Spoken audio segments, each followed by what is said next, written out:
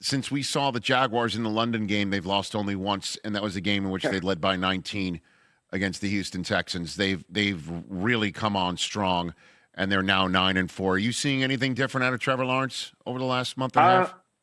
Kurt? I think Trevor's playing really well. Some of his better games the last couple weeks I've felt. And the thing, and we talked about it when we were in London, the thing is, Trevor is a really good quarterback, and he can make every throw, and he can wow you and probably will wow you with some throws every single week. The biggest thing with Trevor through this point of his career is that there's always, moments in games, 4, 5, 6 times in a game where he misses a read that's just like an easy read that he's made a million times, and he just misses it, and it leaves you scratching your head. Or after watching him make an incredible throw, he misses 2 layup throws that you're just like, how does this happen? How does somebody so talented and who's done so many good things miss this many what we would call easy things in the NFL? And that's really been the one thing that's held him back, in my opinion, from becoming an elite type quarterback in the National Football League. And I feel he's gotten more comfortable and been better in those areas during this stretch. Their defense has played great. Brian Thomas has gotten more involved. Jacoby Myers, I think, was a great addition for them, but they just look like a complete team right now. He's not having to carry them as he has in the past.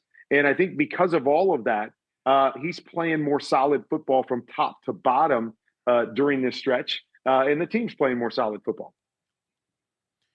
And there was much made before and after the Eagles' loss in Los Angeles on Monday Night Football that Nick Sirianni took more of a role in the offense leading up to the game, and they were talking about it afterwards. Anything that you saw on film, any different concepts that the Eagles ran on Monday night, Kurt?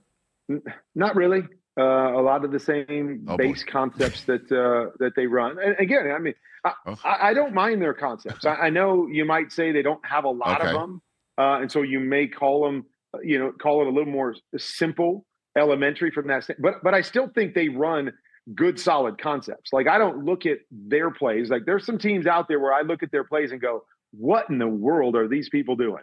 Like, what are they trying to do? What's the quarterback supposed to think? You want to no, share? I'm not sharing those right now. Come on.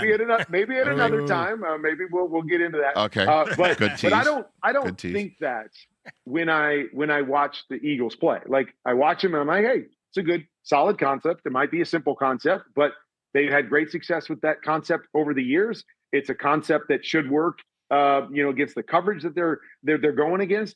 And so I am fine with it. And, in this game, there were a lot of opportunities out there. I thought, Jalen made, a number of plays in this game and a number of plays that guys on the other end didn't make that could have changed the complexion of it.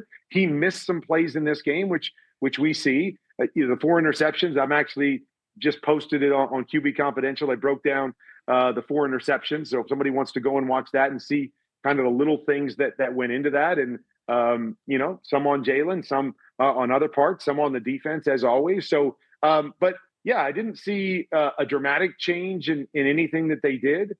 But again, it wasn't bad stuff. I didn't, go watch the film and go, oh, gosh, nobody's open. There's nowhere to throw the football. There were opportunities out there, some made, some not made. And Travis Kelce went on his pod with his bro on the New Heights pod and said that he's struggling finding the answers to what ails, what can be fixed. What are you seeing?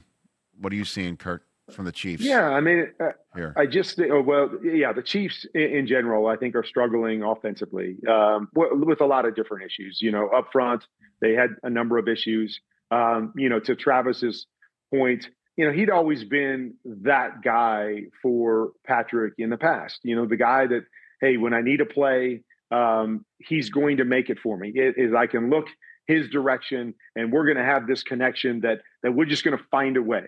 And Travis, by his own admission, he's not that guy anymore. He's not creating a separation, that feel for the game, or the ability to just find ways to get open is not happening like it has in the past.